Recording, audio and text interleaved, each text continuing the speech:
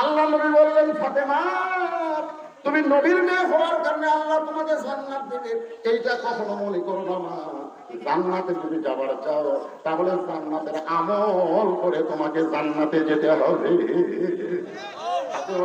বাবা আমি মনে করেছিলাম আপনি আল্লাহর বিশ্ব নবী, আর আপনার মেয়ে হওয়ার কারণে আল্লাহ হয়তো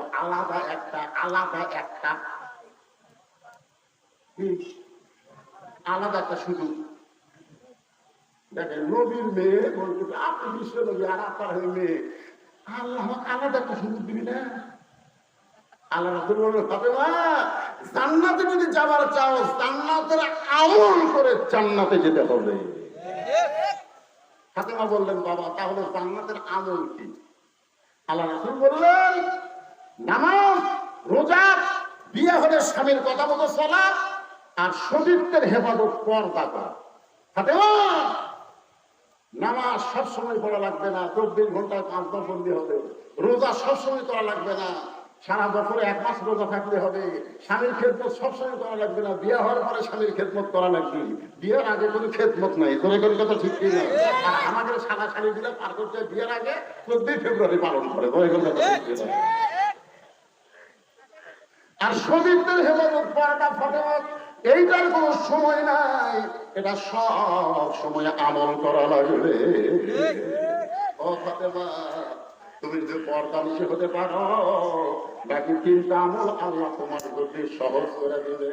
তুমি যদি পর্দা নিষে হওয়ার পরও বাকি 3টা আমল তোমার জন্য আল্লাহ সহজ করে দেবে। আপনি বললেন, বাবা তাহলে এই মুহূর্তে আমি পর্দার মধ্যে ঢুকে গেলাম।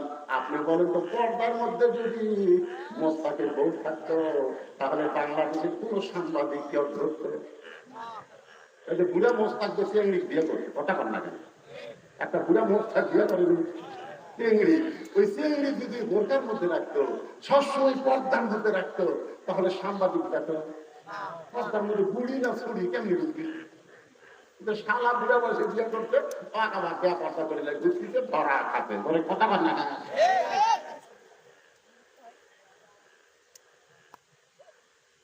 মেয়ে মানুষরা পর্দার মধ্যে থাকতে হবে, হুকুমকার এছাড়া কোনো হুকুমকার। এইভাবে মরে দেখে আল্লাহ বলেছে মুসলমানের ঘরে খালি জন্ম দিলেই হবে না, লা তামুতুন্না ইল্লা ওয়া আনতুম মুসলিমুন, যতক্ষণ মুসলমান না হবি ততক্ষণ মরিস না। তোর কোনো কথা ঠিক কি না? মুসলমান হয়ে যদি মরতে চাই তাহলে আল্লাহর কোরআনকে গ্রহণ করার দরকার আছে না নাই? আমার মায়েরা অনেকেই পর্দার অন্তরে বসে আছেন। আমি আমার মায়েদের জন্য সামান্য ওয়াজ করার পরে আবার ফিরে আসতেছি। আল্লাহর প্রশংসা করার কারণ হলো যে কোরআন থেকে আপনার তাফসীর শুনবেন, যে আয়াতটা আপনাদের সামনে আমি তেলাওয়াত করেছি, এই আয়াতের উপরে একটু তাফসীর করব, শুনবেন না ভাই? আয়াতটা কি যারা আরে বলো তারা বুঝতেছেন, আমি আয়াতটা আরেকবার করি, আপনারা একটু শোনেন, শুনলেও সব আছে না নাই? ওয়াইযা কুল্লাল কোরআন ফাসতামিউ লাহু ওয়া আনসিতু লাআল্লাকুম তুরহামুন। এমন একটা কিতাব আল্লাহ যারা শুনলেও সব। চুপ থেকে যদি আপনারা শোনেন যে কি বলতেছে, ইন্নামাল মুমিনুনা আল্লাযীনা ইযা যুকিরাল্লাহু ওয়াজিলাত কুলুবুহুম ওয়া ইযা তুলিয়াত আলাইহিম আয়াতুহু জাদাতুহুম ঈমানা ওয়া আলা রাব্বিহিম ইয়াতাওয়াক্কালুন।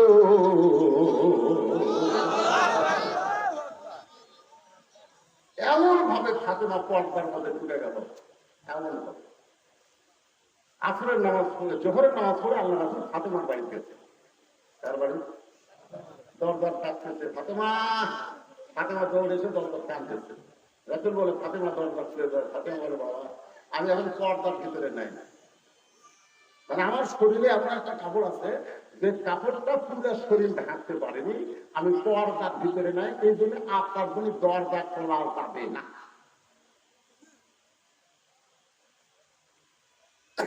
আল্লাহ রাসূল চলে গেলেন। আসরের নামাজের পরে নবীর মন আর সহ্য করতেছে না, নবী আবার ফিরে আসলেন।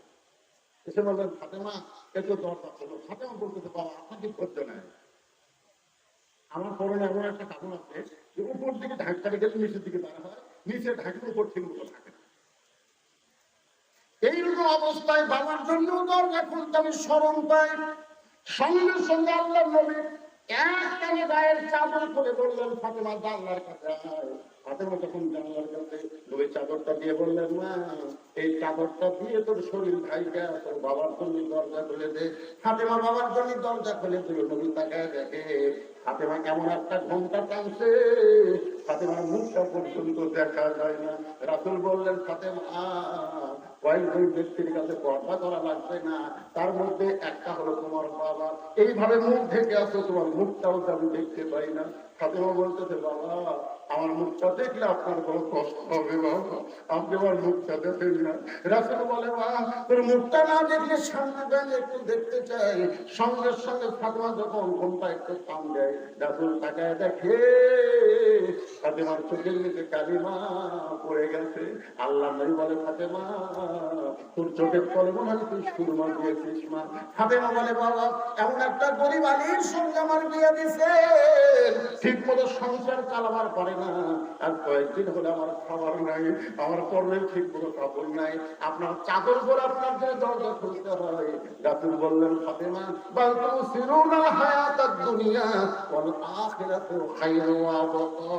এই তুচ্ছ দুনিয়ার মোহে পাগল হইও না, তুমি এইভাবে কষ্ট করে স্বামীর সংসার করো পর্দার ভিতরে, আল্লাহ তোমার জন্য আখিরাত সুন্দর করে সাজায়া দিবে। 33 বার সুবহানাল্লাহ, 33 বার আলহামদুলিল্লাহ, 34 বার আল্লাহু আকবার আমল করো। দুনিয়া বেশি দিনের জন্য না, দুনিয়া ছাড়াই রাখবে। তোর এখন কথা ঠিক কিনা?